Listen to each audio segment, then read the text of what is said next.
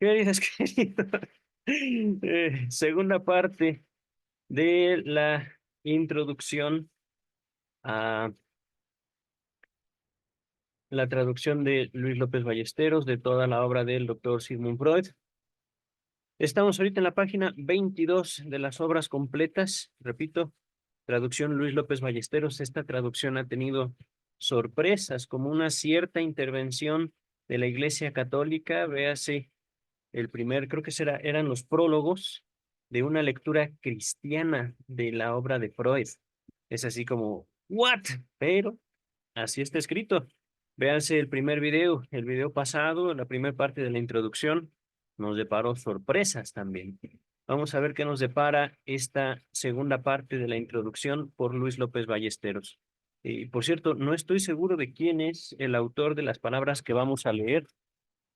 No recuerdo haber visto el nombre, pero de todos modos, esta introducción la comparto, dice el autor, que recordemos no es Freud, y no estoy seguro que sea Luis López Ballesteros.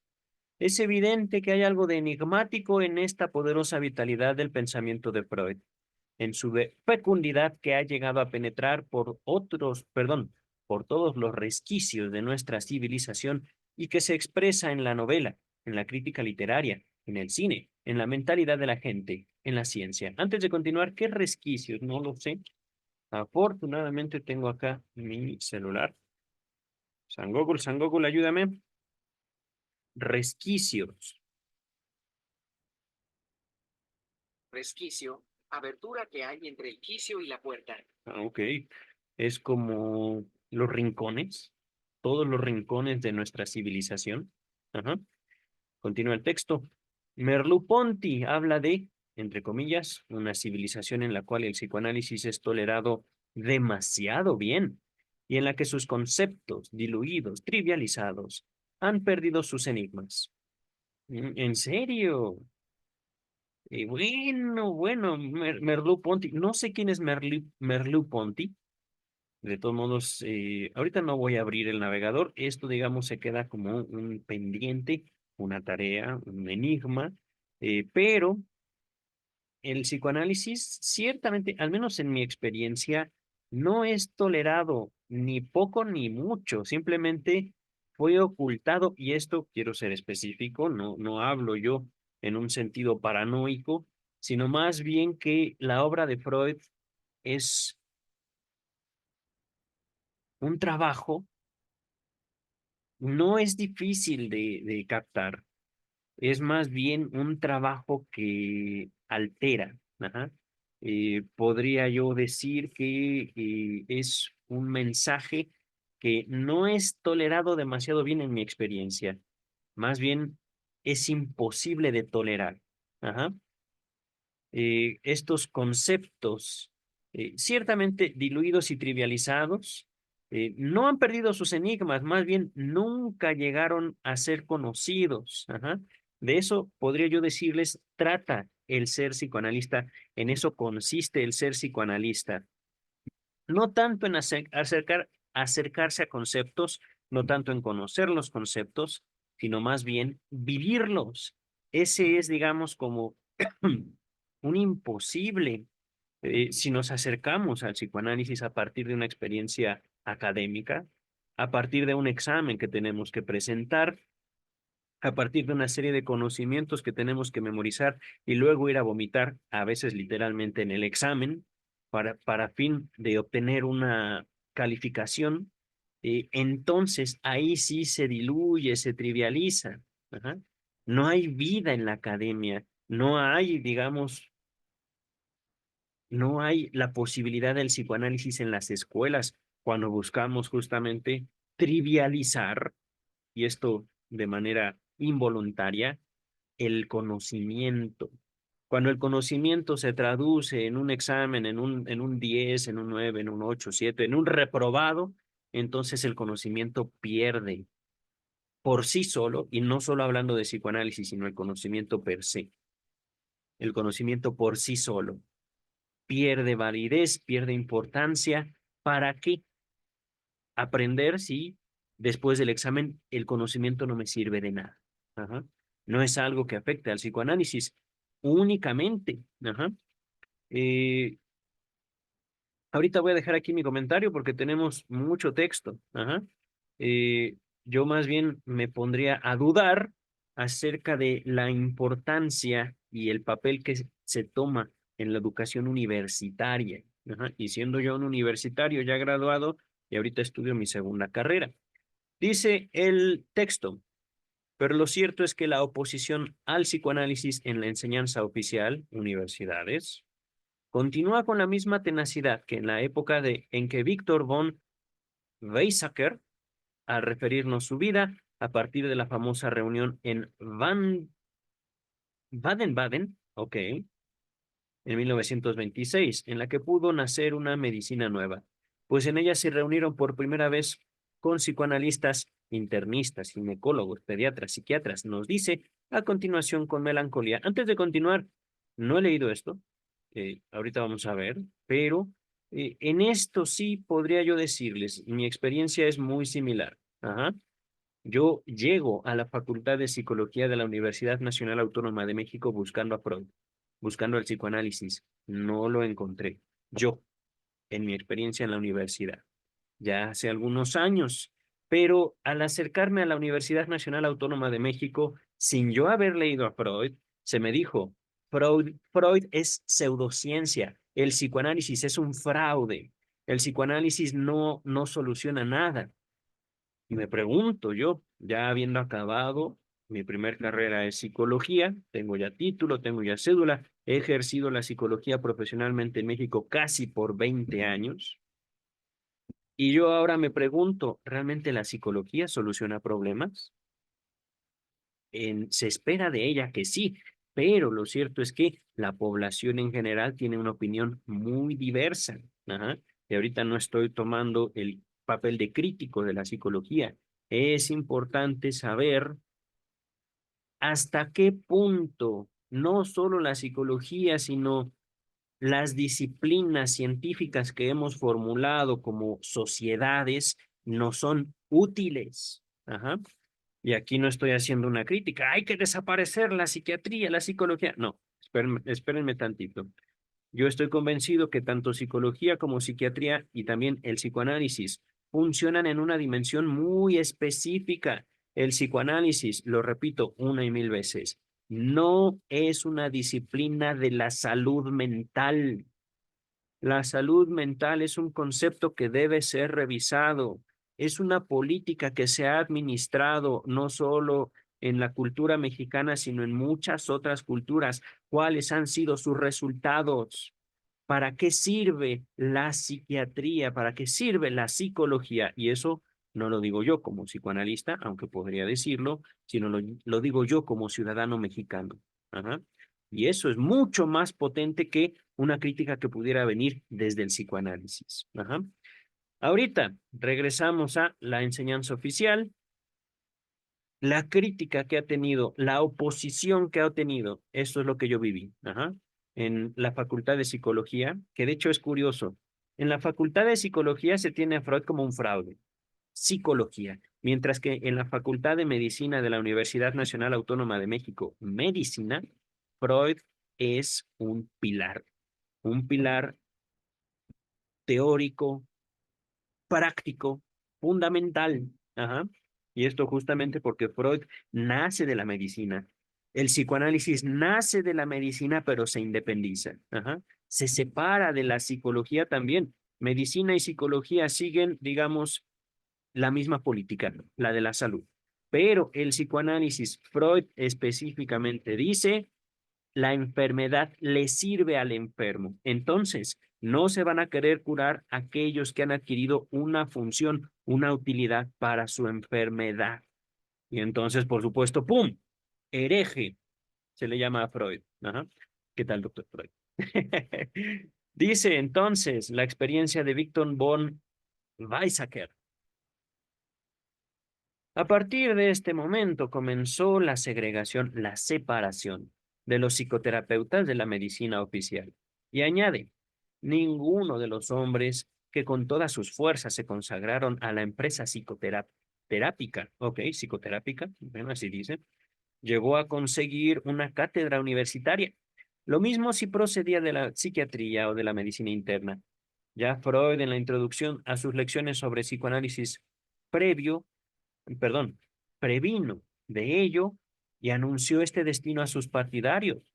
Tenía razón. Yo soy una de las poquísimas excepciones, aunque no la única. Antes de continuar, queridas, queridos, les recuerdo, estamos emprendiendo este segundo estudio.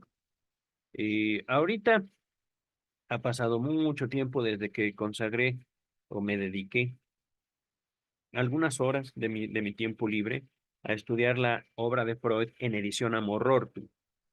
En el mundo psicoanalítico, la edición o el texto que estamos revisando es, digamos, el de segunda importancia.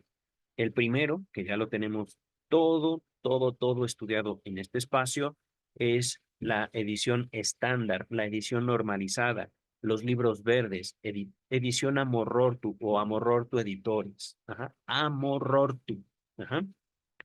Ahorita estamos abordando una traducción que no es menos valiosa. De hecho, es muy bella la traducción por Luis López Ballesteros. Y es una traducción directa del alemán, idioma en el que Freud principalmente escribía, al español. Ajá. La edición normalizada, la traducción estándar, se tradujo primero del alemán al inglés y luego del inglés al español. Ajá. Por Luis Echeverry. Ahorita continuamos. He aquí, por un lado, unas ideas de enorme fecundidad que empapan todo el pensamiento contemporáneo. Está hablando de Freud, ajá, con las que ha de enfrentarse todo investigador de ciencias humanas, entre comillas, lo cual es cierto, ¿eh? Ahorita les hablo al respecto. Y por el otro, el tabú, la prohibición mantenido de manera pertinaz. Es curioso, queridas, queridos, en psicología, a Freud se le tiene por un fraude, por un estafador, en mi experiencia en la psicología. Otras escuelas de psicología que no son parte de la Universidad Nacional Autónoma de México. La Universidad Autónoma Metropolitana de la Ciudad de México, el Instituto Politécnico Nacional, solo por mencionar instituciones públicas, instituciones con amplio impacto en la conformación de profesionales de la psicología, tienen a Freud como un pilar. Ajá. Muy parecido a la política que tiene la Universidad Nacional Autónoma de México en sus facultades de medicina. Ajá. Cuando uno se acerca a psiquiatras diciendo Freud, los psiquiatras dicen, bienvenido, hermano, en la Ciudad de México. Pero cuando uno se acerca a otros psicólogos en la Ciudad de México y dicen Freud, básicamente se persinan, dicen, válgame Dios, aquí hay un idiota, ajá, y lo condenan a uno como en un rincón cercano a los religiosos, básicamente, ajá. Lo cual es muy curioso porque digamos, no es tanto que el psicoanálisis persiga la psicología, no es tanto que anhele la validez científica, es algo que se ha descuidado tremendamente, por un lado, por los psicoanalistas, porque realmente no es de su interés, no es de su interés que la ciencia reconozca al psicoanálisis, la comunidad científica reconozca al psicoanálisis, puesto que vivirlo, la experiencia frente a un analista, es algo que va mucho más allá de la idea, de la noción de salud mental. Ajá. Y entonces, cuando nos acercamos, por ejemplo, al derecho, que estoy haciendo de esta mi segunda carrera, mis segundos estudios profesionales, derecho, sociología, ¿qué más? ¿Qué más? La lingüística.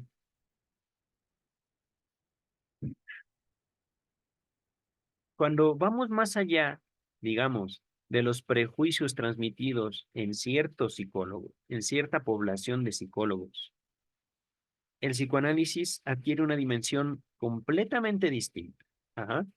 No es una cuestión de pseudociencia, pseudociencia. Es más bien que nos damos cuenta que efectivamente hay un tabú, una prohibición hacia Freud y su obra. Ajá.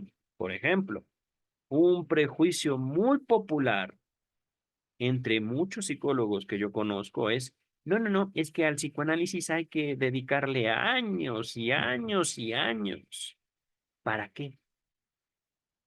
Si no hay salud mental, Si no existe, ¿para qué dedicarle años a algo para curar un síntoma, quitarle lo obsesivo al obsesivo, quitarle lo histérico a la histérica, quitarle lo neurótico al neurótico, que ya no existe esa enfermedad? No, no, no, no, no, no, no, no, no, no. Es algo mucho más grande.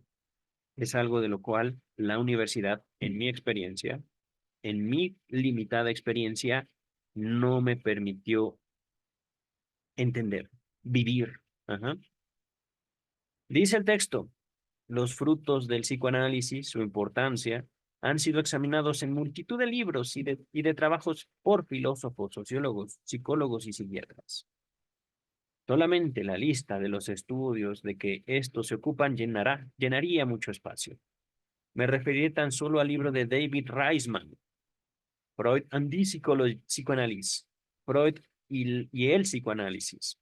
Traducción alemana del original Individualism, reconsiderado, el individualismo reconsiderado, a la obra colectiva dirigida por Theodor Adorno y Walter Dirksen. Dirks, ok, Dirks, Freud en la actualidad.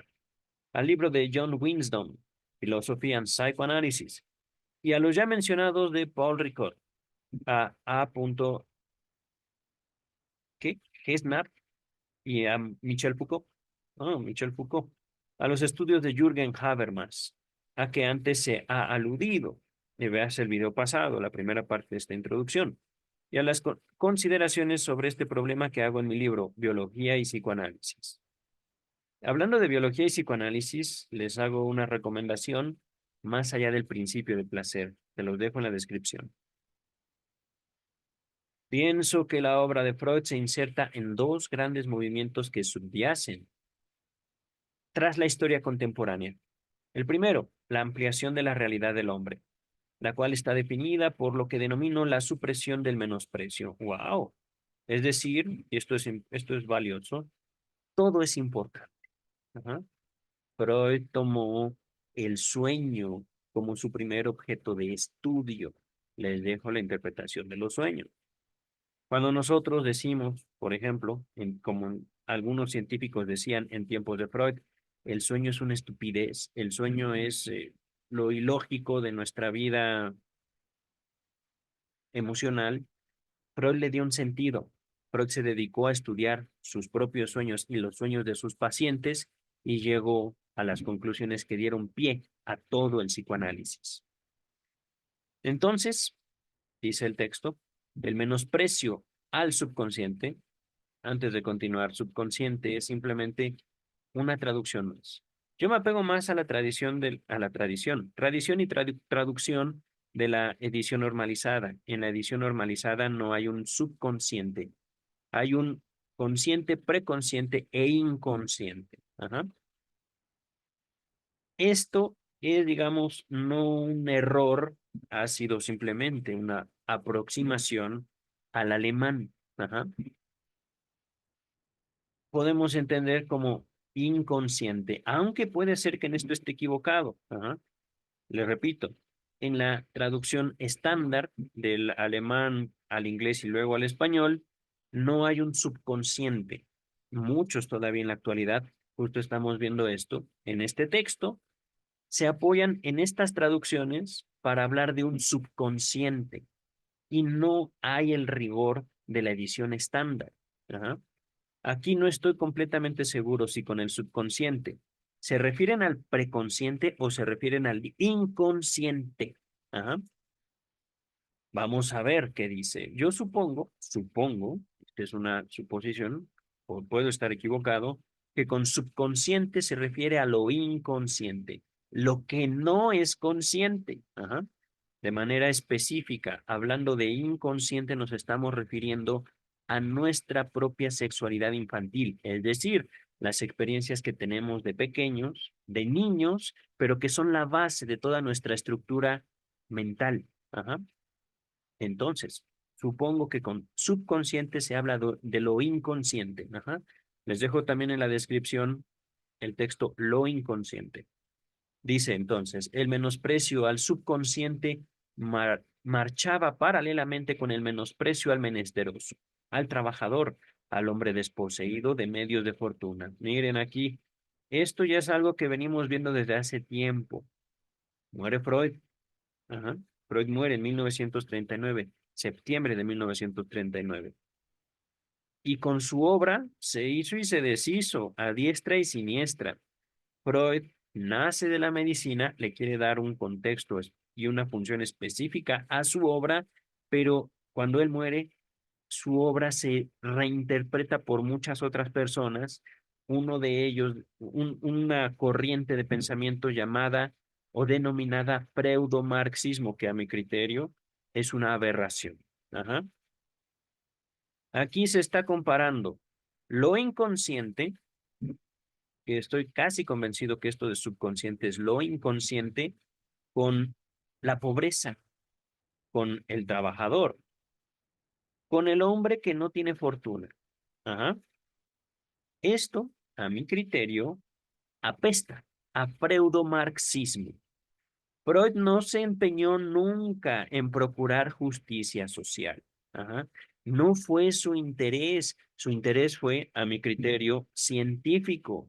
Quiero saber, primero, ¿por qué se ignoran los sueños? ¿Por qué la comunidad científica no se ocupó del estudio de los sueños? Segundo, ya que nos ocupamos de los sueños, podemos, a partir de esas conclusiones, abordar la neurosis, que ahorita les digo, no existe no porque no se presente en la población, sino porque ya no aparece en los manuales diagnósticos. Ajá. Es como, por ejemplo, si yo estuviera enfermo de la gripe, cuerpo cortado, calentura, escurrimiento nasal, pero la comunidad científica de hoy para mañana dice, pum, ya no hay gripe, ahora lo vamos a llamar la. Entonces estás enfermo de la. Ajá. Lo que hoy se aborda como enfermedades psicosomáticas, adicciones, ajá, bebida, drogas, etcétera. El trastorno obsesivo compulsivo todavía existe, pero ya no se toma como neurosis. Antes era considerada la obsesión como una forma de neurosis en tiempos de Freud. Y esto no lo eligió Freud. Freud se acercó como un estudiante, Freud se acercó como un investigador y a partir de su estudio junto con el sueño le dio un sentido. Pudo hacer cosas, pero esto es lo importante, no eliminar, no se trata de cancelar la posibilidad de la relación entre el sujeto y su enfermedad. Se trata de enriquecer al sujeto a partir de su propia enfermedad. Enriquecer no en un sentido necesariamente económico, sino personal. Ahorita voy a dejar hasta aquí mi comentario. Dice el texto. Ya vi, bueno, ya noté la influencia freudo-marxista, ¿no? Y también con el menosprecio a pueblos que despectivamente llamamos primitivos o bárbaros. Hola. Abordando el psicoanálisis desde México, Ciudad de México, orgullosamente de Iztapalapa. Y con el menosprecio a otras religiones y culturas. Oh, sí, queridas, queridos. No es por presumir, tengo contacto con psicoanalistas en muchas partes del mundo, entre ellos España, que por cierto, empezamos trabajando muy bien y de repente algo pasó con los españoles. Argentina, ya la verdad el estudio con colegas argentinos no me entusiasma. Están pasando muchas cosas en su país, Argentina. Eh, Voy a nombrar hasta ahí porque se me han olvidado las otras nacionalidades, les soy sincero.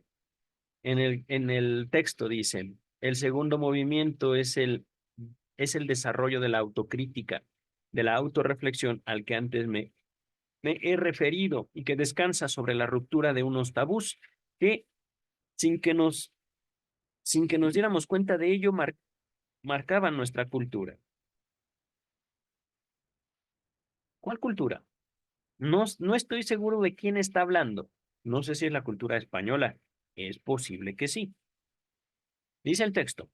Desconocíamos que toda clasificación, que toda dicotomía, separación, digamos, conflicto, en cuerpo y alma, en cerebro de la vida de relación y en sistema visceral, en arte y ciencia, en cultura humanística y en cultura científica, responde a una sección quirúrgica que inevitablemente pasa por el sector más importante de la realidad, destruyéndolo y haciéndolo desaparecer ante nuestros ojos. A ver, esto está un poco complicado. Si pudiera describirlo en pocas palabras, el psicoanálisis se ocupa entre la separación del cuerpo y las emociones. Ajá. Esto de aquí, queridas, queridos. Estoy casi convencido que con estas palabras los traductores quieren decir inconsciente. Ajá.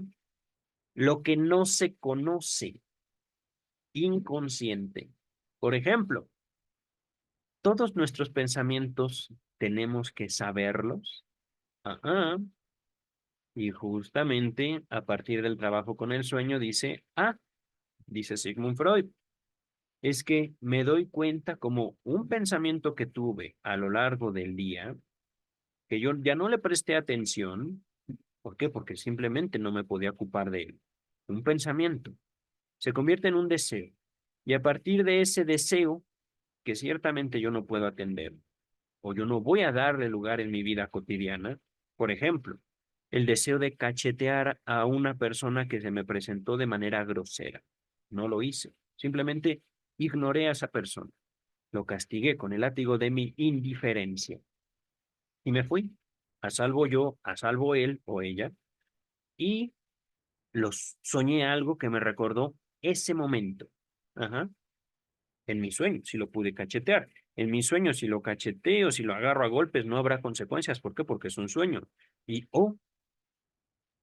en mi sueño ocurrió algo que ciertamente me provocó algo. Puede ser un gusto, puede ser un disgusto, pero a partir de la elaboración, es decir, voy a hablar libremente de ese sueño, puedo notar, aquí está mi pensamiento, este es mi deseo. Capítulo número 2, no, tercero de la interpretación de los sueños. El sueño como cumplimiento de deseo.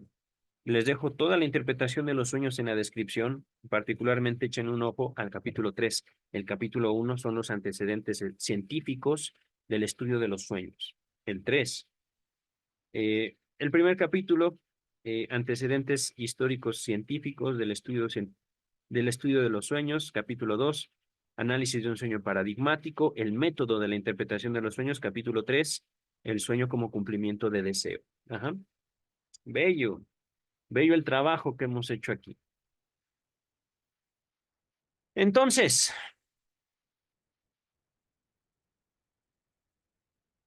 ¿de qué se trata? Por un lado, no quitar la autocrítica. Podemos, y esto es lo que da origen al psicoanálisis, podemos criticar la autocrítica. O, y cuando digo es porque es bello. Es bellísimo cuando uno se da permiso de gozar. Es bellísimo cuando uno dice, eso soy yo, este es mi deseo, pero no se trata de invertir años en eso. No se trata de invertir un dineral. A veces es una cuestión de, ay, no es tanto lo que me dijo el analista, sino lo que soñé. Y por supuesto, el psicoanálisis no controla los sueños. Es lo que me permite decir, yo estoy vivo y yo voy a luchar por mí. Pero, hablando de, por ejemplo, ruptura de tabús. Una cosa, queridas y queridos, es hablar con un psiquiatra, con un psicólogo, con un amigo, con un sacerdote, con un padrino de Alcohólicos Anónimos. Y otra cosa, radicalmente distinta, es hablar con un psicoanalista. ¿Por qué? Porque la ruptura de los tabús opera en el psicoanalista a partir de su propio análisis. Ajá. Es particular. Y justamente, hablando de los tabús contemporáneos, la salud mental es otro tabú. Esto se los comento justo porque forma parte de mi investigación. ¿Psicólogos y psiquiatras tienen salud mental? No. Y esto no es algo malo en ellos. Lo malo está en la noción, en la idea, en la misma política de salud mental. ¿Por qué estamos ofreciendo algo que no ha existido en ningún momento de la historia de la humanidad? ¿Por qué? Créanme, cuando estudié psicología, tenía yo mucha preocupación porque tenía que ser sano mentalmente. ¿Como quién? Todavía no sé. Al menos los religiosos tienen sus figuras para seguir. La psicología y la psiquiatría no tiene a nadie. No tiene ningún modelo, ninguna figura histórica. Y eso es un vacío que es importante llenar. La salud mental no es la ausencia de síntomas ni molestias mentales, es decir, afectivas. No es un estoy bien con todos y conmigo. Incluso hay una enfermedad mental, la manía, la euforia, donde todo está bien, ¿no? Por eso, hablar de tabús es hablar de la libertad única que vive un psicoanalista para consigo mismo, la libertad de sentir, la libertad de gozar, la libertad de pensar. Voy a dejar hasta ahí el comentario que he comentado mucho y he leído poco. Desconocíamos que toda clasificación, que toda dicotomía en cuerpo y alma, en cerebro de la vida de relación y en sistema visceral de emociones, en arte y en ciencia, en cultura humanística y cultura científica, responde a una sección quirúrgica chiquitita que inevitablemente pasa por el sector más importante de la realidad, destruyéndolo y haciéndolo desaparecer ante nuestros ojos. Por lo dicho, creo que esto se entiende, queridas, queridos. Ya lo había leído, pero necesitábamos, o al menos yo, la primera lectura me pasó así como, ¿what? ¿Qué quiere decir? Solo tras la autorreflexión sobre las condiciones psicológicas y sobre los intereses emocionales o de clase, económicos o colectivos, históricos, etcétera, que condicionan esta eliminación de lo más rico de la realidad al pretender ordenarla, clasificarla, somos capaces de recuperar lo perdido, de darnos cuenta de la grave amputación de que, inconscientemente, llevamos a cabo en una parte esencial de lo real. Y aquí esto es parte de lo que les decía, queridas, queridos. El psicoanálisis, digamos, pasa como el fantasma de la psicología, no porque la psicología se empeñe eh, en que no se conozca. Ujú. Hay algo que el mismo Freud enseña acerca de lo que Freud llama el yo. Ajá. Lo voy a poner así, citando un concepto. Función de desconocimiento. Básicamente, sobrevivimos como humanidad no viendo cosas. Es decir, parte, digamos, de lo inconsciente se construye o se forma a partir de un funcionamiento correcto de lo que tenemos que hacer para adaptarnos como individuos humanos a la sociedad humana. Ajá. Entre otras cosas, haciendo ojos ciegos a la violencia que vivimos, a la violencia que nos forma. Que no, estoy ocupado. Perdón, me están hablando por teléfono, pero ¿qué creen? Ni modo, hoy estoy leyendo. Decimos en México, se amuelan. Dice el texto. Quizá este sea el momento de explicar por qué razón se ha encomendado este prólogo a quien no es más que médico, internista, como lo fue Víctor von Weizsäcker, antes de que las circunstancias oficiales le llevasen a ser profesor ordinario de neurología. Permítame, ya me dio calor. Voy a quitarme la chamarra. Creo que no hemos terminado ni una sola página, pero está bien. Ya extrañaba la lectura. Me he tomado unos días de descanso después de terminar toda la obra de edición Amor-Rorty. Dice el texto. En uno de los certeros prefacios que Strachey, James Strachey, escribió para la edición completa de las obras de Freud, de Standard Edition, de esta que tanto les he hablado, se recuerda una vez la famosísima frase de Charcot, frase que le obsesionaba ya desde su regreso a París, cuando Freud le arguía que ciertas hipótesis no se armonizaban con los hechos. Charcot replicó: esto no les impide existir. A ver, estoy tratando de hacer memoria. Esta es una frase bellísima de Charcot, que impresionó fuertemente a Freud cuando era jovencito. Ah, se me ha olvidado. Les dejo en la descripción la nota necrológica, las palabras que Freud dedica a su maestro Charcot cuando Charcot muere. Ajá.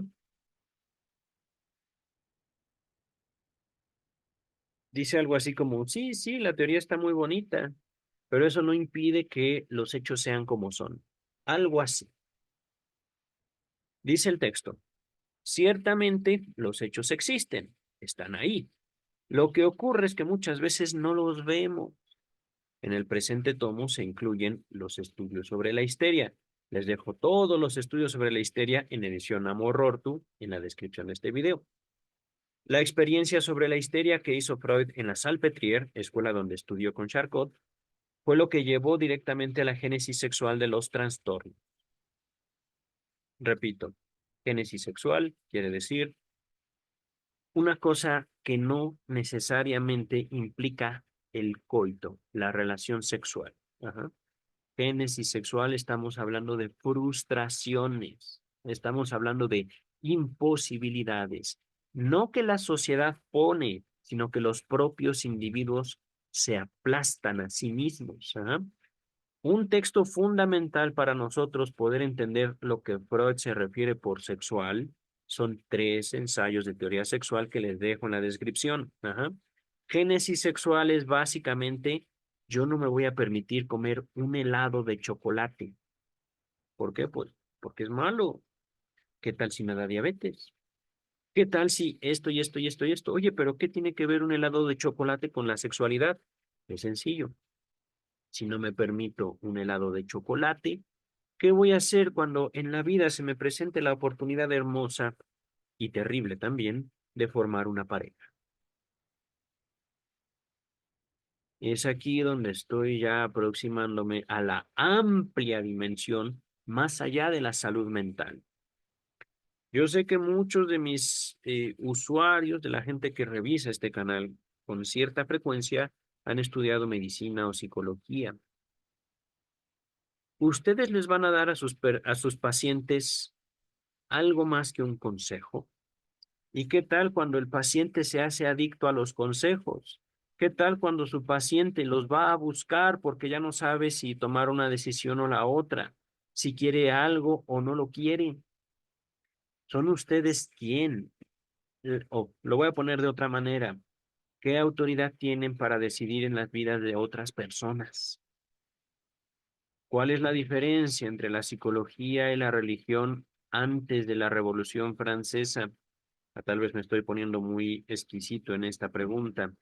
Si nosotros somos líderes morales, si nosotros vamos a decirle a la otra gente cómo tiene que vivir, decir o pensar, ¿qué va a pasar cuando esa persona no pueda decidir por sí misma? Y segundo, si la psicología se ha convertido en un refugio para gente que tiene miedo de hacer, decir o pensar, ¿qué les podemos ofrecer cuando la vida no la podemos garantizar en nuestra propia persona? Tal vez ahora me vi muy contundente, pero es inevitable, queridas, queridos. Y justamente, fíjense, estoy hablando, no me he apartado de esto, no se contempla más allá, digamos, de una perspectiva popular. Para una perspectiva popular, lo sexual es coito, nada más. Sexual es la reunión de genitales, nada más. Lo sexual es, digamos, como, ¿cómo decirlo? ¿Genital? Pues sí. En psicoanálisis no. En psicoanálisis estamos hablando de una relación todavía más fundamental. La relación del sujeto con sus formas de goce, sus mecanismos de placer. Por eso Freud mismo, en 3 ensayos de teoría sexual, habla, por ejemplo, de la posibilidad de a partir de un mecanismo sexual fijar la atención. Y en esto abre un abanico imposible de limitar, de definir en cuanto a la relación de un individuo con sus formas de placer, incluida la lectura, incluida la escucha, incluido el aprendizaje, pasando por los deportes, pasando por el arte, pasando por la ciencia, pasando por absolutamente todo. Si nosotros como individuos no somos capaces de gozar por nuestros actos, entonces ¿para qué carambas vamos a tener relaciones sexuales? ¿Para qué? Si no podemos gozar de un helado de chocolate. ¿Me explico? Ajá. Continúo. Recientemente, mi amigo León Chertok ha puesto de manifiesto la importancia que tuvieron las emociones que Freud experimenta en París para sus concepciones y cómo, pese a que su memoria le hizo la conocida traición de ocultar el recuerdo, muy común, la idea de que siempre en la histeria existe como base un trauma sexual procedía en realidad de Charcot, es decir, la Salpêtrière. Aquí Freud era un médico jovencito, creo que ni siquiera se había casado.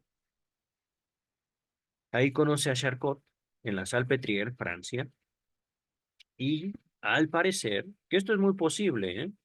Ahorita estamos estudiando también la biografía de Freud, la vemos los viernes. Fue Charcot quien le comentó a un jovencito llamado Sigmund Freud, ah, en la histeria hay un trauma sexual. Es muy probable que eso haya ocurrido. Ajá.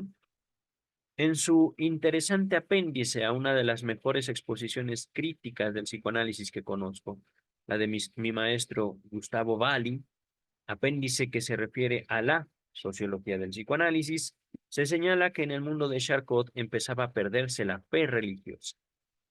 Miren, esto es algo muy curioso y exclusivo de esta traducción, ¿eh? Es que, fíjense, hay algo también importante. La Standard Edition fue hecha, repito, por James Strachey. Freud escribe en alemán, Strachey lo traduce al inglés y Luis Echeverry pasa de la traducción de Strachey a la edición Amorro, a la Standard Edition, ajá, a esta de aquí.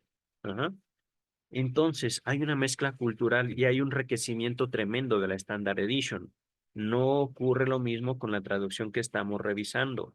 Aquí básicamente se enfatiza mucho la perspectiva religiosa. Me supongo que estas son palabras de Luis López Ballesteros. No podemos evitar notar la influencia que tiene una cultura sobre un pensador. Ajá. De ahí también la importancia de mi propio bagaje cultural en México. No pensamos, no podemos pensar lo mismo que un español, que un colombiano, que un argentino. Cada una de estas culturas tiene rasgos específicos, rasgos particulares. Mis propios apellidos dan cuenta de mi herencia española, pero también de cómo esa herencia española se ha ido transformando justo por la historia de mi país, México. Una historia de la que estoy muy orgulloso, ciertamente. Hablando, por ejemplo, la religión, aun cuando podríamos decir, por la influencia española, los mexicanos, los colombianos, los hondureños, etcétera, etcétera, casi todo país latinoamericano tuvo una influencia de la fe católica, de la religión católica por su, digamos, la transmisión a partir de la conquista española. Cada una de estas culturas, cada uno de estos países tiene un abordaje distinto de la misma religión católica. ¿Ah? Ahorita no voy a andar mucho en mi propio camino, digamos, frente al pensamiento religioso, que es bastante, de hecho. No les diré, yo practico el catolicismo porque ciertamente no lo hago y tampoco tengo la intención de hacerlo, a menos de que conozca una católica muy bonita.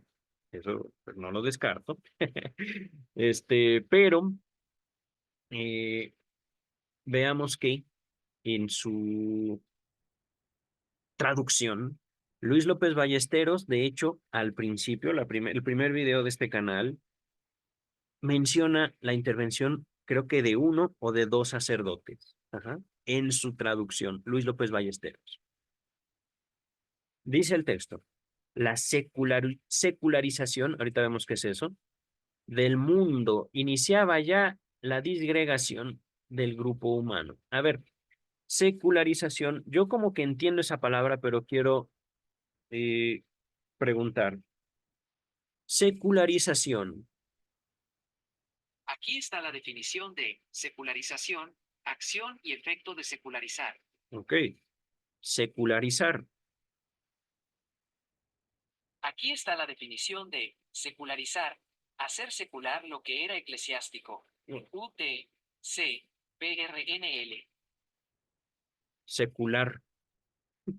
Aquí está la definición de secular, seglar. ¡Ah, diablos!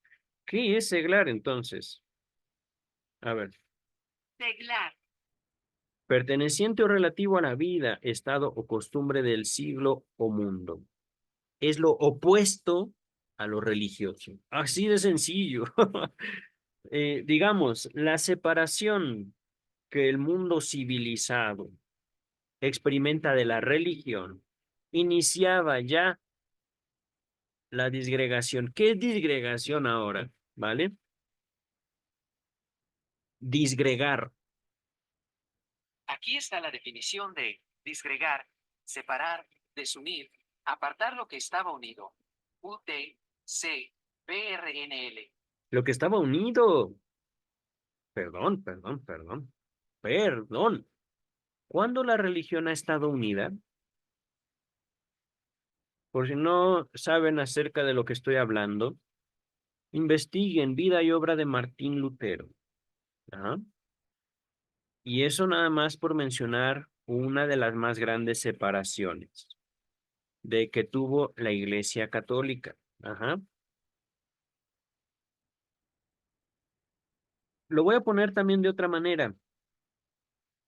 Cuando la religión no se ha peleado consigo misma.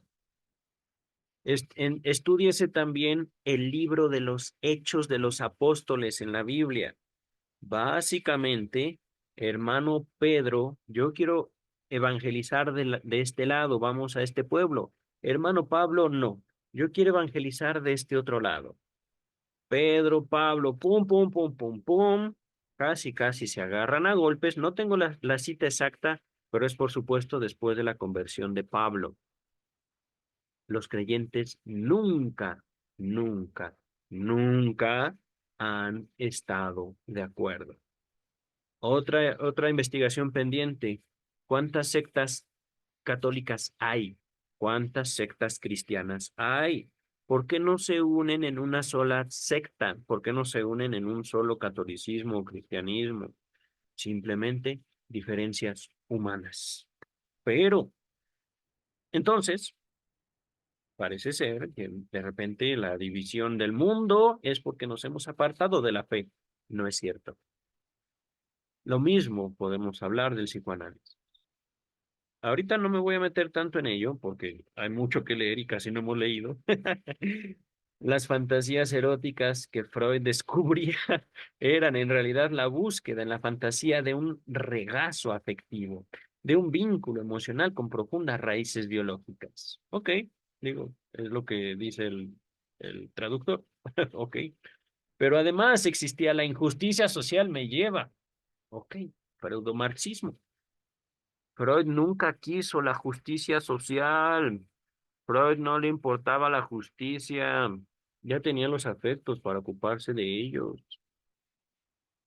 Las lecciones de Charcot ante un público de damas elegantes oscurecía la evidente realidad de que aquellas pobres mujeres que se contorsionaban y mostraban parálisis o cegueras a voluntad del investigador encontraban con su enfermedad un asilo, una cierta protección. Por eso no tiene nada que ver con el proletariado y la burguesía. No, queridos socialistas, no. Entonces, marxistas, ajá. Freud y Marx son pensadores que cada uno va por su lado. No tenemos que casar a Freudcito con Marxito. ¿Verdad? No los tenemos que casar. No tienen que llegar a las mismas conclusiones. Es como si, muerto Freud, se haya dicho, es que lo importante es Marx y como Freud también es importante, hay que casarlos, hay que hacerlos uno. Pues no, eso es atentar en contra de la identidad marxista y en contra de la identidad freudiana. Continúa el texto. Con frase definitiva lo expresa Valli diciendo que en tales circunstancias a las pacientes no les quedaba otra alternativa que la neurosis o la barricada. No sé qué es esto, ¿eh? Barricada, digo, no sé si se refiere como a la muerte. Déjenme buscarlo. Barricada. Según Wikipedia, Barricada fue un grupo español de rock formado en 1982 en el barrio de La Chantrea No, de no es Pamplona esa. y desaparecido en 2000. Ciertamente. Miren, esto es otro problema de abordar la obra freudiana. Esto se escribió hace muchos años, queridas, queridos. Y no estoy seguro que traiga la fecha. Ah, miren, ya que aquí hicieron la mención de los esponsales. Perdón, doctor Freud, pero es cierto, digo, no tuvo la culpa usted de esto. Se murió y lo casaron con Marx. Bueno, ya. A ver, Barricada no está hablando del grupo de rock español, está hablando de una frase que es ciertamente limitada en su concepción histórica. Ajá. Me parece que es o el hospital psiquiátrico o la muerte. Me parece. No entiendo esa palabra de barricada. Y no es la cuestión de que dice Wikipedia, el grupo español. No. A ver, a ver, a ver. Bueno, ya, vamos a avanzar. Es bueno recordarlo ahora. En el momento en que un importante grupo psicoanalítico de habla española comienzan a poner en cuestión sus métodos de tratamiento de base burguesa, ¿cómo dicen ahorita? Una palabra muy popular que tiene que ver también con el feminismo. A los privilegios. Ajá. Y se preguntan, sí, para curar a sus pacientes, no es más importante antes cambiar la estructura de la sociedad. No, no, queridas y queridos. ¿En qué momento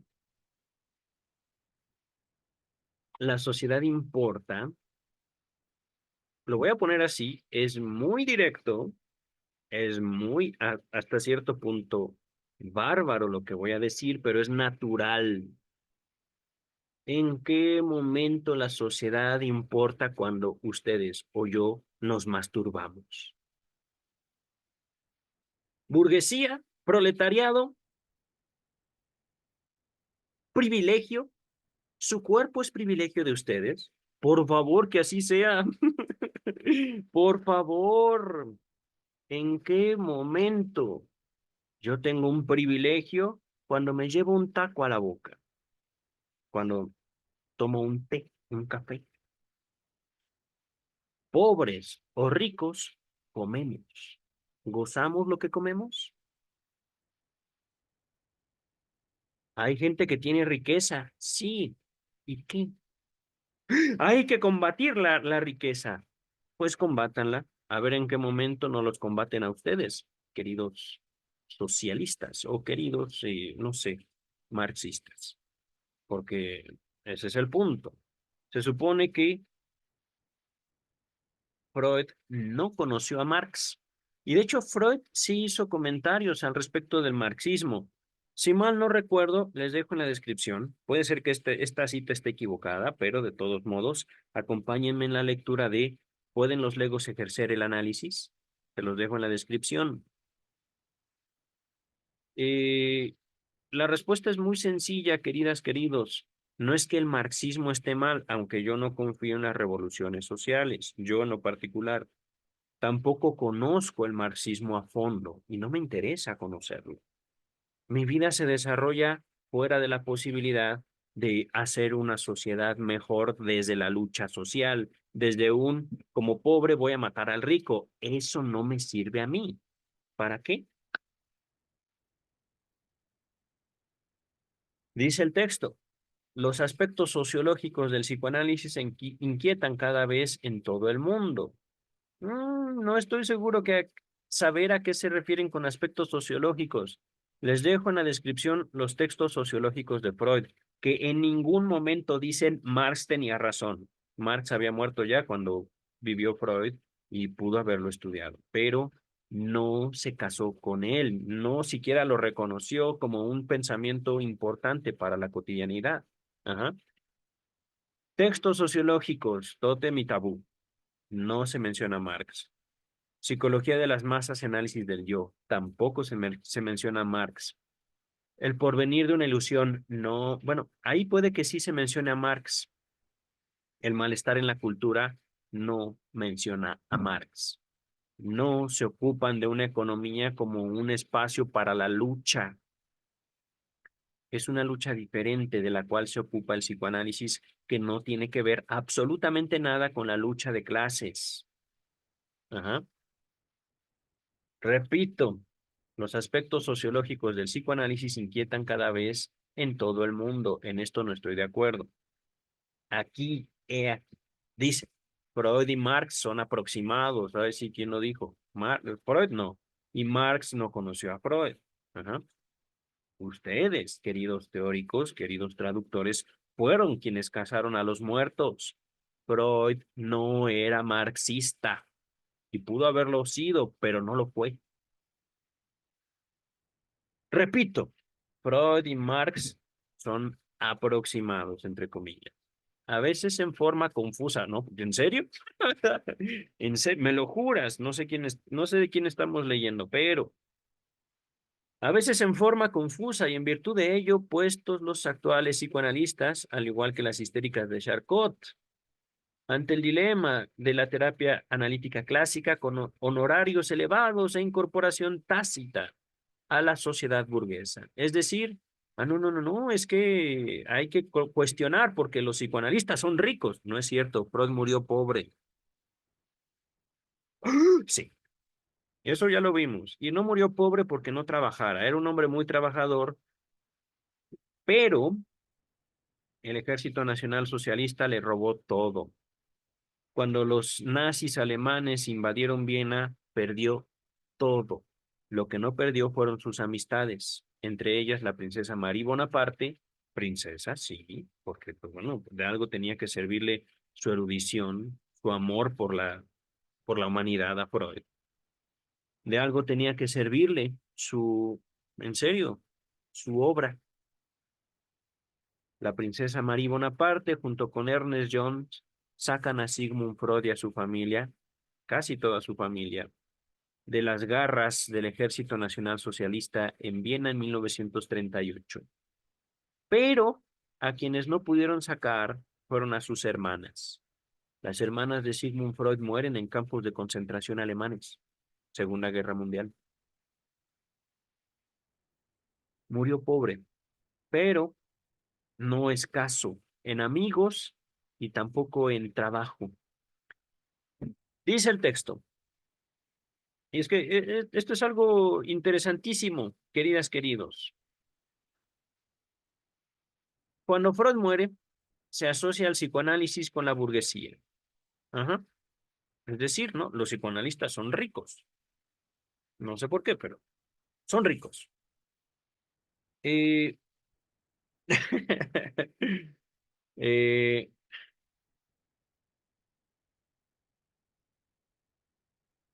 podemos decir, y esto también aplica a no tanto la psicología, sino al psicoanálisis vivo para el año 2024. Conozco muchos psicoanalistas. La mayoría de ellos no son ricos. Eh, tienen un estatus de vida lo más elevado a sus posibilidades, pero no conozco yo a un psicoanalista rico para el año 2024. No lo somos. Ajá. Si he de hablar de mi particular posición económica, yo diría medio. Clase media, clase mediero. Pero, ciertamente, eh, mi convivencia, tanto con personas de escasa eh, posición económica como también algunos altos, me permite justamente enriquecer mi vida. Y aquí es importante, se habla de que es malo ser rico, se romantiza con la pobreza, y esto no es culpa de Marx. Ajá. Tal vez sí, tal vez no.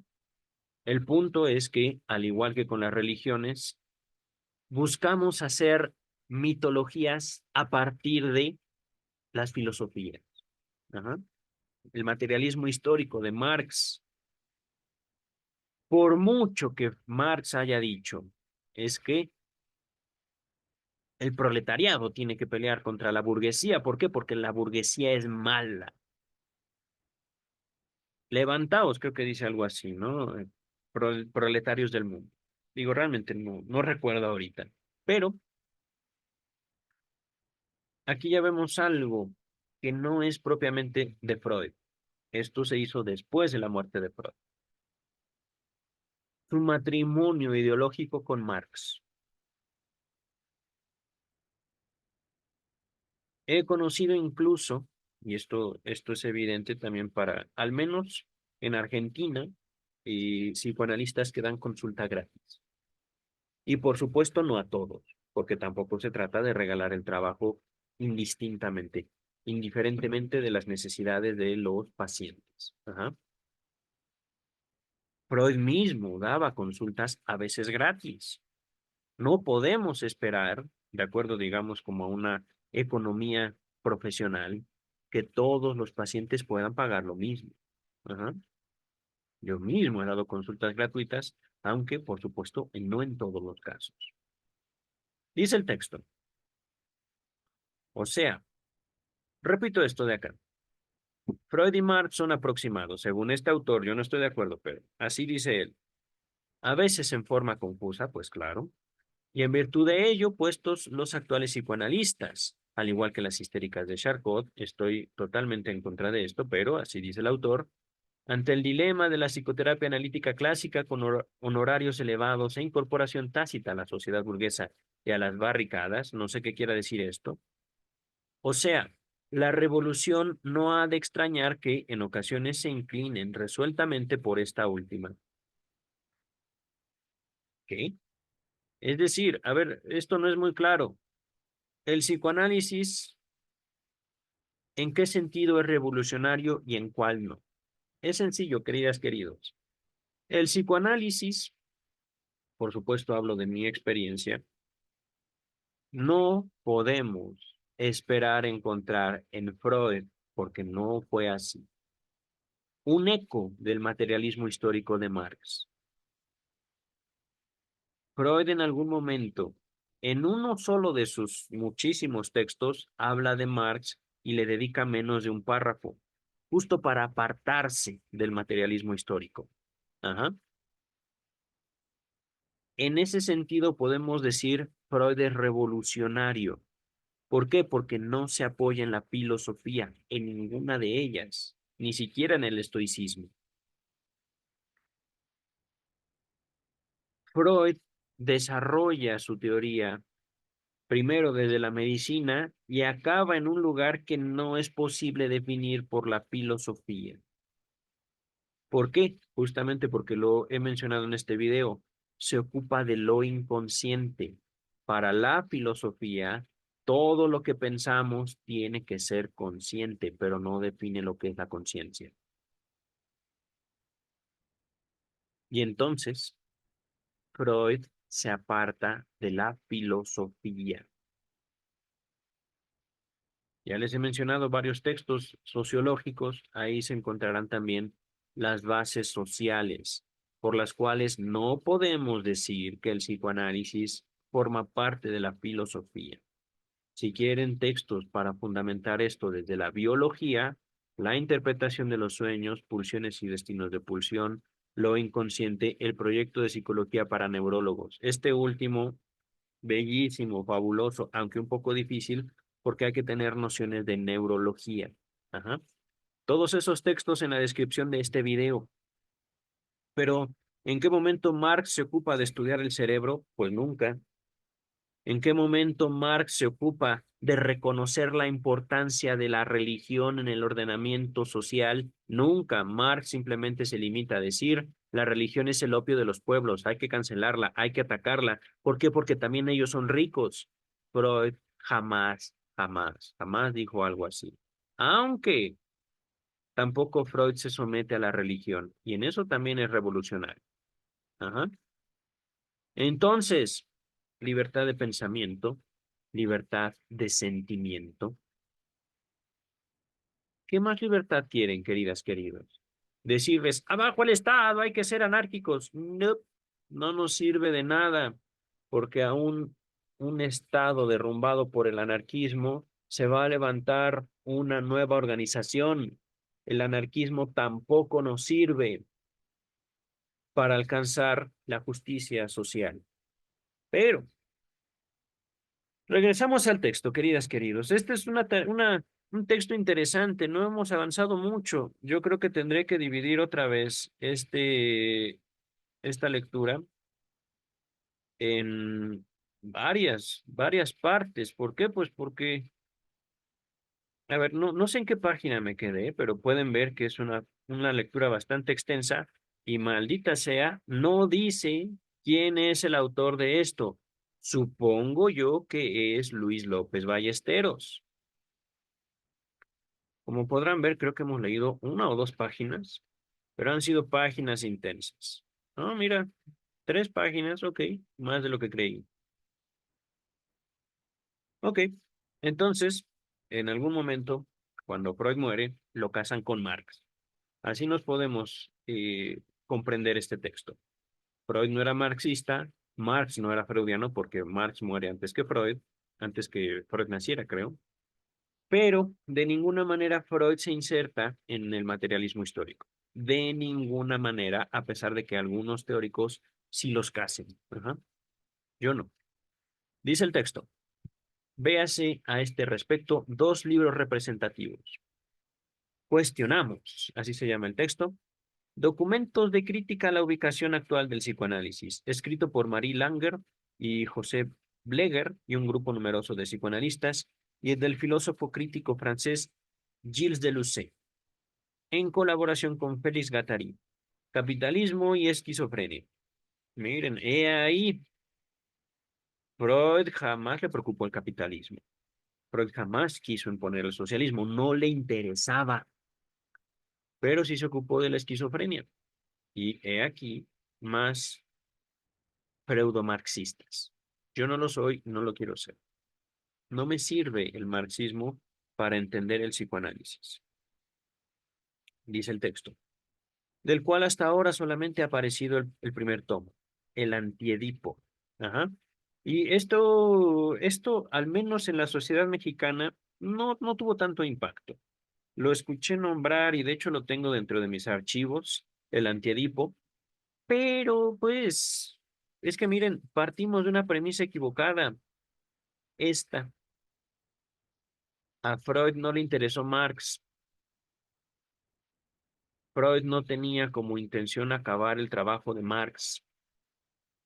Freud tenía otras influencias, véase Charcot, véase también la necesidad de no morir de hambre. Por eso Freud empieza su práctica como médico. Y a partir de eso, ¡pum! Una revolución que no tiene nada que ver con la lucha de clases. Nada. Dice el texto. Pero junto a estos hechos sociales, a los cuales las teorías más o menos encubridoras no les impiden existir, tenemos también los hechos biológicos. Otro de los importantes trabajos de Freud que se incluyen en este primer tomo es el llamado, ay, guácala, alemán que no sé pronunciar, discúlpenme, el proyecto de una psicología para neurólogos. Se los dejo en la descripción, al menos la primera traducción que ya vimos de la Standard Edition. Ajá. como se titula en la traducción castellana. Digo, en mi libro Biología y Psicoanálisis, el manuscrito de Freud no llevaba título alguno. Procede de 1895. Los ingleses lo han traducido como Project for a Scientific Psychology, proyecto o el intento de una psicología científica, y representa el intento de Freud para dar expresión a sus hallazgos en términos de neurofisiología. Esto es cierto, ya se los había mencionado. Las bases biológicas del psicoanálisis parten de la neurología para tiempos de Freud, pero los, digamos, supuestos teóricos que Freud hace en el proyecto de psicología y que luego extiende a la interpretación de los sueños, aún siguen siendo adelantados para el 2024. Y se los habla un profesional de la psicología. Ajá. Se los dice un profesional de la psicología. Ciertamente no soy neurólogo, tampoco aspiro yo a tener un título en medicina, pero, pero, no solo hablando de la formación o de la importancia de la neurología en la formación del psicólogo mexicano, para mi experiencia, para mi vivencia en la universidad, la neurología como el estudio de las neuronas, como el estudio del sistema nervioso, tanto central como periférico, es decir, el cerebro y todos los nervios que tenemos en todo el cuerpo. Ajá. Neurología, formación o estudio de las neuronas. Ajá. Neurofisiología, parte de la neurología que se ocupa del estudio de la relación entre las neuronas. Lo podemos entender así. De todos modos, ustedes pueden buscar qué es neurofisiología. Ajá. Dice el texto, considero en mi libro que es hora ya de terminar con la idea de que prescindir de la expresión neurofisiológica de los descubrimientos de la clínica es un principio fecundo y con la convicción arraigada de que es nefasto para el progreso del psicoanálisis pensar los problemas psicoanalíticos en términos de neurofisiología. Bueno, en esto sí coincido. Pero también me llama mucho la atención qué avances ha habido para la neurofisiología y para la neurología en general. Eso sería un buen motivo de investigación. De 1900, ¿qué les gusta esta traducción? En 1950 para el 2024, ¿cuáles avances ha habido en la neurología y en la neurofisiología? Ajá. Vamos a continuar. Persistir en este camino alejaría al psicoanálisis de su raíz médica, de sus orígenes en la clínica. La clínica, es decir, la práctica médica. Ajá. El médico frente a su paciente. Ajá. En la observación de los enfermos, realizada por un hombre de genio que pasó muchos años de su vida estudiando las estructuras cerebrales. Está hablando de Sigmund Freud. Su primer texto científico trataba sobre el sistema nervioso de las anguilas, me parece. Dice el texto. Bueno, les dejo ese texto de Sigmund Freud en la descripción. Al principio, volumen 1 de la Standard Edition trata sobre los textos pre-psicoanalíticos o antes del psicoanálisis. Muchos de ellos tratan sobre neurología, ajá, sobre sistema nervioso. Ujú. Dice el texto, sí, es cierto, las teorías no han de imponerse a los hechos. Jamás impiden que estos existan, como decía Charcot, que estén ahí. Y los hechos que están ahí son, por un lado, circunstancias sociológicas, estructuras sociales más o menos injustas. Eso se puede discutir, querido autor.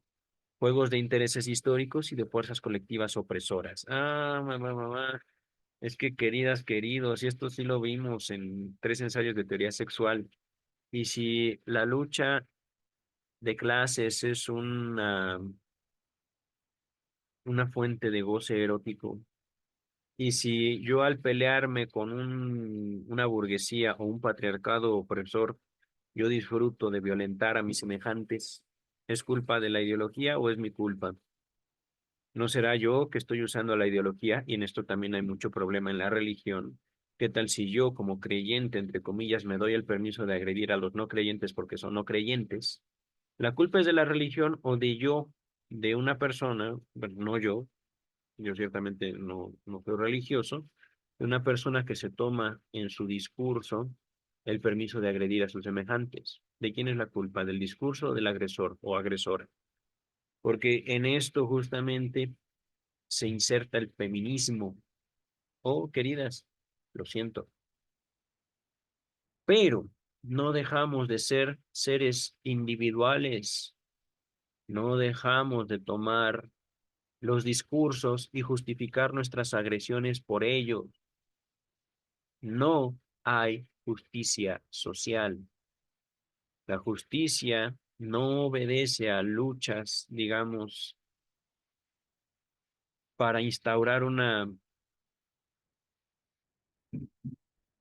equidad, una igualdad, ni entre sexos ni entre clases sociales. Ahí no hay justicia. Ahí no es posible una justicia. ¿Por qué? Porque somos diferentes. Y en la diferencia está la riqueza de la humanidad.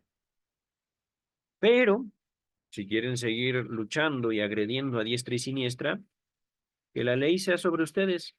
Y ahí sí que la justicia se aplique. Por favor. Entonces, queridas, queridos, pero también están aquí el cerebro límbico. ¿What? Ok, vamos a continuar. Las complejas estructuras de la amígdala y del hipocampo y un enorme caudal de datos que vienen a confirmar y rubricar, poner nombre, muchos de los descubrimientos del psicoanálisis. Ok, opinión del autor. También estos son hechos. Ok, ok. A los cuales poco les importan las teorías. Ok, ok. Ah, digo, evidentemente existe el cerebro y evidentemente tiene estructuras que tienen funciones específicas. Pero, y esto es algo que tomo de mi propio libro, por supuesto, no estoy hablando simplemente porque sí.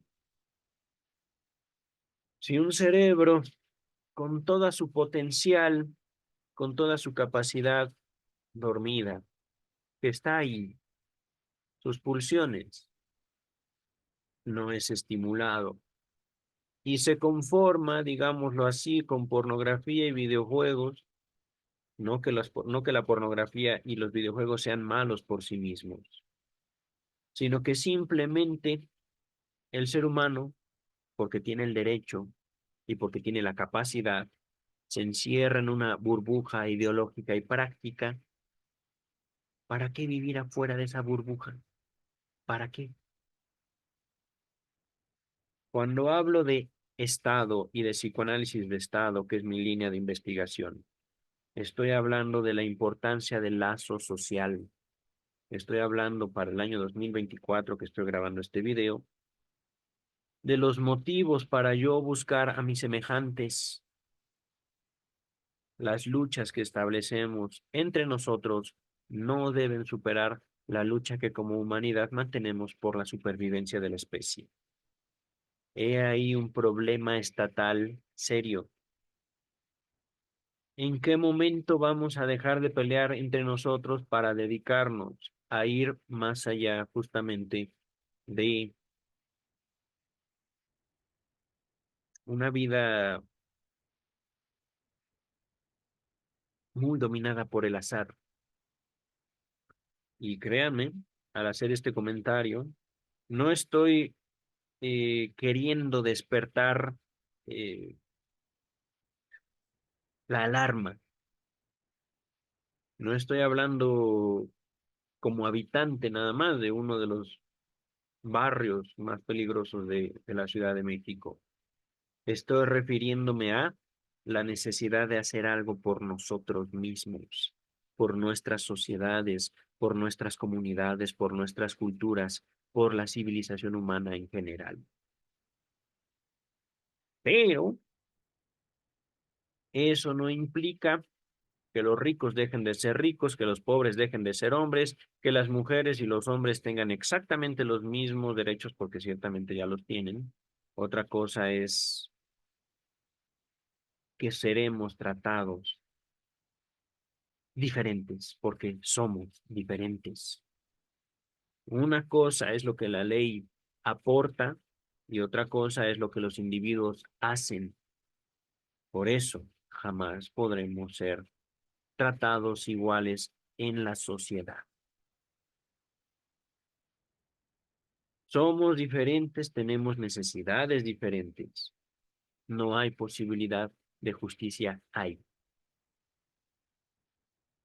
Algunos tendrán privilegios, otras tendrán también privilegios. hay que asumirlo. Pero, si no me creen, pero si se empeñan ustedes en luchar, bueno, pues que Dios los bendiga. Ciertamente, es que no puedo yo aproximarme al psicoanálisis sin reconocer el ejercicio libre de la voluntad humana. Libre. Entonces, aquí veo una voluntad en este autor. Teorías, las cuales no son capaces de impedir que el rinencéfalo o cerebro interno existan.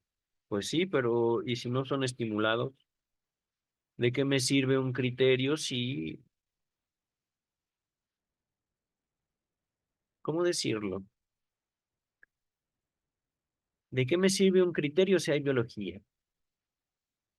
¿De qué me sirve tener libertad de voluntad si tengo genética? Y como la genética es inescapable, es contundente, bueno, pues ya me jodí, ya estamos jodidos, ¿no?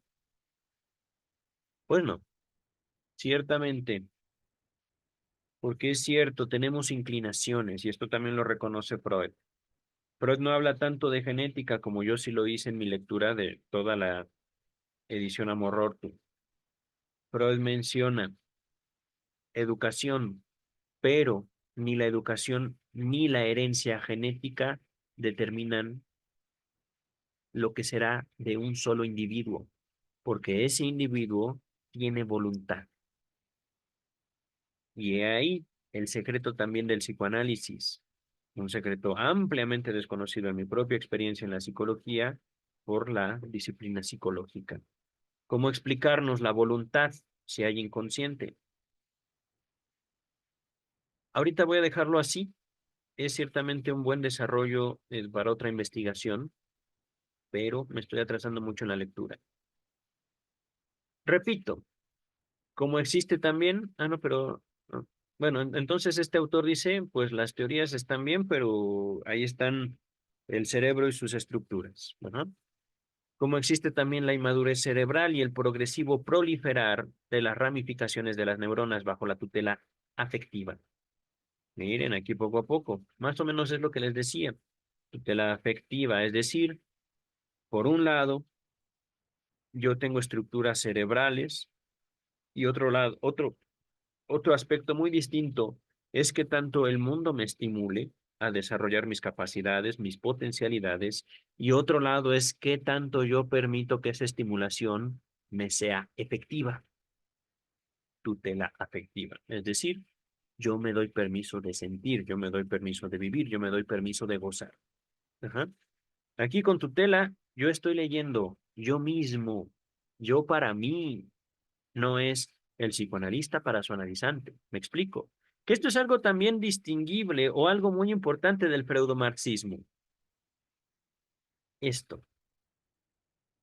El freudomarxismo existió y existe hasta cierto punto todavía, porque en el psicoanálisis el psicoanalista no es la autoridad. Lo voy a poner con otras palabras. Y les dejo un apéndice a un historial clínico de Freud. Creo que es del hombre de los lobos. Ajá. En ese apéndice de un historial clínico de un paciente de Freud, Freud trata de ilustrar cómo hacía él sus terapias, cómo hacía él sus intervenciones, su psicoanálisis. Y era Freud eminentemente pasivo. Esto no quiere decir que era impotente frente al analizante. Se dedicaba a investigar, hacía preguntas para que el paciente llegara a ciertas conclusiones, no para su desarrollo personal, no para su salud mental, sino para seguir profundizando en su propio análisis del paciente para él mismo. Es decir, freudomarxismo se hizo históricamente para llenar el vacío de poder que había en la práctica freudiana.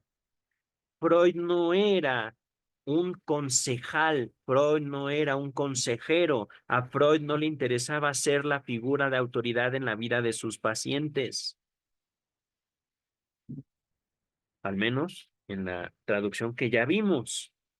Pero Los freudomarxistas, al parecer, sí se constituyen como una figura de autoridad, no solo para la vida de los pacientes, sino también se dan el permiso de luchar por las diferencias de clase. Ahí está en la pantalla. Ajá. Entonces, y esto es curioso, ¿qué tipo de autoridad hacía Freud con sus pacientes? La había, y de hecho, mi propia experiencia, la autoridad del psicoanalista lacaniano, uff,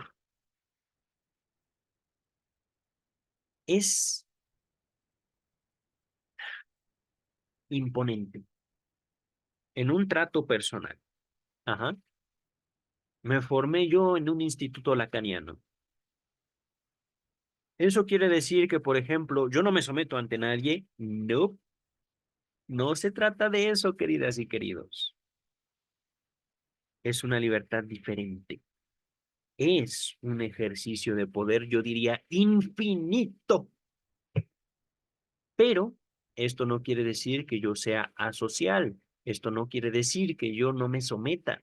Esto no quiere decir que yo no siga órdenes o respete todas las leyes que conozco, porque ciertamente lo hago. Y ciertamente dentro de mi núcleo social soy muy apreciado. ¿Por qué? Porque no estoy peleando a diestra y siniestra por alcanzar alguna libertad para otros o para mí. Las reglas existen por una razón y no es simplemente para molestar. Dicho todo esto, queridas, queridos, este texto pseudo-marxista de no sé qué autor, pero está, digamos, como parte de la introducción a la nueva traducción de Sigmund Freud. ¿Dónde me quedé? Aquí estábamos. Herencia. Ajá. Los sistemas, está hablando del cuerpo, ¿vale? Esto no tenemos que comprenderlo del todo. Simplemente el autor dice, hay un cuerpo, pues si hay un cuerpo, papá, ¿qué quieres que te diga? El cuerpo justamente es y representó un enigma. Podría decir, el enigma fundacional del psicoanálisis es la relación entre el sujeto y su cuerpo. En eso podemos cimentar, podemos basificar la estructura teórica de Freud. Ajá. No todos los individuos van a tener con su propio cuerpo la misma relación. Entre otras cosas, individuos van a pelear fuertemente consigo mismos por su sentimiento. Y no solo eso, en mi propio libro lo explico, por su propia experiencia de placer y dolor. Encontraremos placeres incómodos, encontraremos dolores no solo aceptables, sino gustosos. Principios del masoquismo. Ajá. Entonces, aquí el autor de repente está poniendo mucho énfasis en el cuerpo, en la anatomía. Estudios sobre la histeria, se los dejo en la descripción. Desde el principio, aún antes del psicoanálisis, a Freud le ocupa la relación entre el sujeto y su cuerpo. Yo conmigo, Freud con Freud, sus pacientes con sus propios pacientes. ¿De qué se trata? Ajá. ¿A dónde iba Freud? Interpretación de los sueños. Continúa el texto. Y los sistemas enzimáticos que perfilan sus características en la primera relación constitutiva. Cuerpo, bla, bla, bla. Y los nuevos descubrimientos sobre la herencia. Mira, genética. El psicoanálisis corre hoy el peligro de ser arrasado por el camino de los progresos de la moderna sociología. ¿No es cierto? Y a la vez el riesgo no menor de prescindir de ella. Tampoco es cierto, pero bueno. De no tener en cuenta que el ser individual es, como tantas veces he dicho, una abstracción. O sea, yo no soy realidad, yo soy abstracto. Si no se le estudia inmerso en la realidad social. Inmerso, bueno, podría entenderlo como, eh, pero es que no lo entiendo como algo abstracto. Ciertamente particular, eso sí, pero abstracto.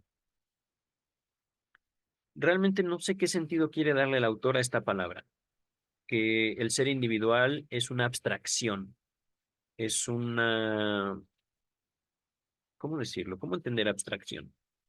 A ver si revisando sinónimos. Abstracción. Aquí está la definición de abstracción, acción y efecto de abstraer o abstraerse. Lo siento, aquí me está fallando el... A ver, conceptualización, idealización. Estoy buscando o leyendo sinónimos. Aislamiento, extracción, separación, ensimismamiento, enfrascamiento, concentración, contemplación, reflexión, mediación, sumersión. Es decir, es como si... voy a sonar un tanto lacaniano. El individuo no existe o el individuo no es. Ajá. Eh, digo, podemos entenderlo hasta cierto punto. Eh, changos, no me convence esa aproximación, pero digo, ya la verdad quiero ocuparme. Voy a dedicar otros minutos a esta lectura y lo dejaré hasta donde me quede. Ha sido un buen estudio. Pero esto sí lo voy a dejar un pensamiento pendiente para mí. Eh, yo no puedo entender al sujeto, al humano, al ser humano, al individuo como una abstracción. Y tengo mis razones, que ahorita no puedo extenderme ya demasiado. Ajá. Es cierto que, digo, y esto mismo lo abordé antes de que el autor lo mencionara, no podemos separar al individuo de su sociedad, de su cultura, de sus experiencias comunales, pero también eh, no estoy tan de acuerdo que el individuo sea un concepto, sea una, ¿cómo decir? Una aproximación inexistente. Es así como lo una abstracción lo estoy comprendiendo como como una postproducción, digámoslo así. Y digo, ahorita al hablar de abstracción me viene a la mente la experiencia en las redes sociales. Es cierto que yo soy algo más que las porciones de mí que estoy grabando, pero eso no quiere decir que incluso lo voy a plantear así, sea posible decir la verdad.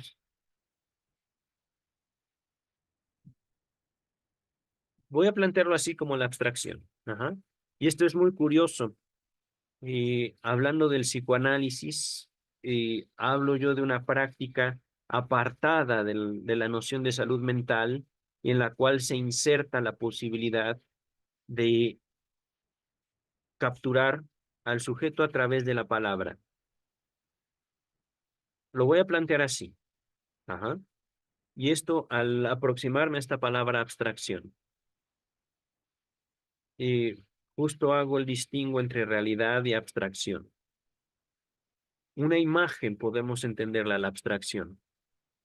Una imagen que depende ciertamente de un contexto social, pero así lo he entendido, por eso no estoy de acuerdo de hablar del sujeto como una abstracción, hablar del sujeto como algo que no es posible alcanzar, que no es posible definir, que no es posible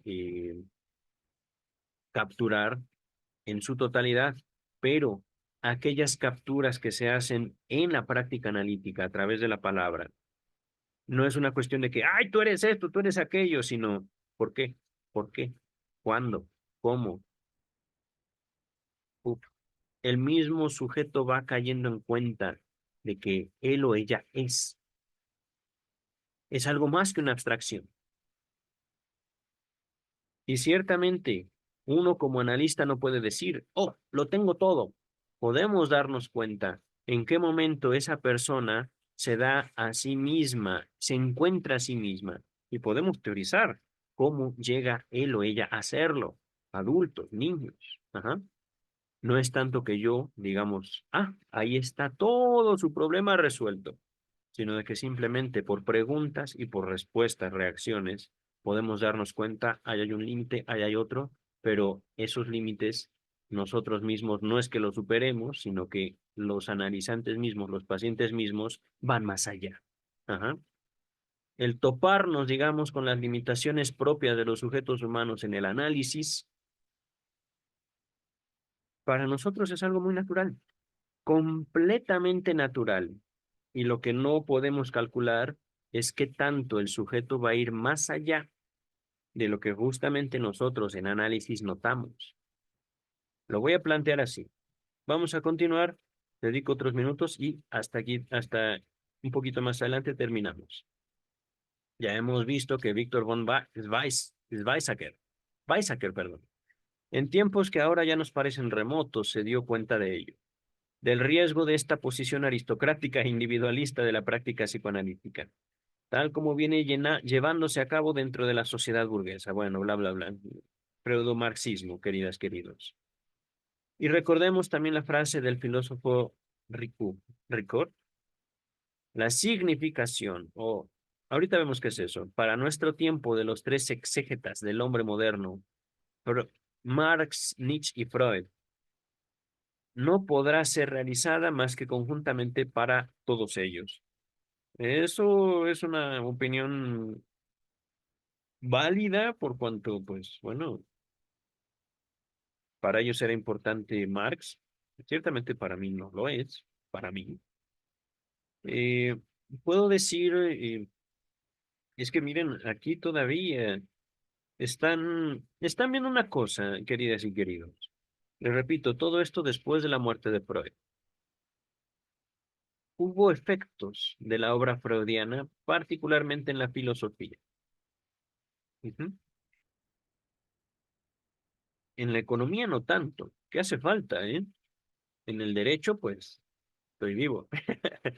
Pero en la filosofía, ajá, me pregunto, y creo que hasta cierto punto este texto me aclara mucho esta pregunta que voy a hacer. ¿Cuál es el papel de la filosofía en la creación y en el desarrollo del freudomarxismo? Freud se aparta de la filosofía justamente a partir de su planteamiento teórico de lo inconsciente. Ajá, se aparta. Y termina aterrizando en terrenos lejanos de la filosofía, eh, llevando a cabo dentro de su propia práctica un vacío de poder, en el cual justamente se coloca el ejercicio de la voluntad del analizante, del paciente mismo. Ajá. No se trata de cuestionar, tú tienes que ser más empoderada, más empoderado, tú tienes que hacer esto, decir aquello, pensar eso. No, no, no, no, no, no. Eso no es el psicoanálisis freudiano. Pudo haber sido el psicoanálisis desarrollado por otros teóricos, por algunos eh, alumnos y discípulos de Sigmund Freud, pero no por Sigmund Freud. Que de hecho estamos haciendo aquí un estudio en este canal de la obra de Melanie Klein. Interesante rastrear el ejercicio de poder en Melanie Klein. Ajá. Pero justo al haber un vacío de poder, es el propio analizante que llena ese vacío de poder justamente hasta donde la relación analítica le permite. Eso está fascinante. La relación analítica no es una relación terapéutica en el sentido convencional para 2024 de la palabra terapéutica. Ajá. Es una relación no de padre e hijo, no de médico y paciente, no de maestro y alumno. El análisis es otra cosa. Ajá. Ahorita lo voy a dejar así. Ya me he extendido demasiado en mis comentarios y yo creo que terminamos esta página. A ver cómo nos va con el tema. Pero ha sido una lectura interesante. Dice el texto, pero por eso mismo es imprescindible, al menos a mi parecer, que el psicoanálisis nunca pierda el suelo firme de la clínica y que debe retornar, en la medida en que los avances de nuestros conocimientos lo permiten, a sus bases biológicas, genéticas, neurofisiológicas y bioquímicas. Esta ha sido la motivación de mi libro, Biología y Psicoanálisis. Voy a ver si lo consigo. Biología y Psicoanálisis. Este es un recordatorio para mí mismo. Busca y si es posible compra ese libro. Dice el texto, es verdad, si estamos leyendo, a ver, San Google debe saberlo todo. Biología y psicoanálisis. Mira, ah, caray, va. Pues no existe. Ok, me salieron algunas, incluso tesis. Universidad Nacional de Plata, creo que es Argentina. WordPress, psicoanálisis y biología, pero no es biología y psicoanálisis. A ver, no creo que sea esto. Ustedes, por supuesto, pueden buscar así. Jean Laplanche. ¿Será un texto de Laplanche este? Laplanche y Pontalis son dos investigadores que hicieron el diccionario de psicoanálisis. No estoy seguro que este texto sea de Laplanche. Tampoco estoy seguro que este texto sea de Luis López Ballesteros, pero en algún momento se inserta, como pueden ver, dentro de la historia del psicoanálisis, el pensamiento marxista. Y por supuesto no es algo que haya sido favorecido o que haya sido impulsado por el mismo Sigmund Freud. Dice el texto: este es también el motivo por el que pienso, al igual que Víctor von Weizsäcker, al que tantas veces he citado en este prólogo, que la antropología médica, o, si se quiere, la medicina psicosomática, no es únicamente una aplicación del psicoanálisis a la medicina, sino algo sustancialmente importante para la misma esencia del psicoanálisis, el cual jamás debemos olvidarlo, nace de la clínica, esto es de la observación de los enfermos. Curioso, define la clínica como observación y la relación del paciente con el médico y la expectativa y la sugestión, querido no sé quién, Laplanche o López Ballesteros, no sé. Y es creado, vuelvo a repetirlo, por un hombre que ha pasado largas horas de su vida examinando las células nerviosas al microscopio, Freud, aunque no lo crean. Efectivamente, y es que estudio sobre la histeria, Freud se da cuenta que al final hay algo que se impone a la anatomía, hay algo que trasciende y que puede hacer disfuncional aparatos, sistemas, órganos totalmente funcionales. He ahí, como parte, Freud, del enigma del cuerpo hasta, digámoslo así, el descubrimiento de lo inconsciente. A ver, a ver, a ver. Mm, Estoy viendo cuánto nos va a tomar esto. Yo creo que dejamos hasta aquí para también buscar.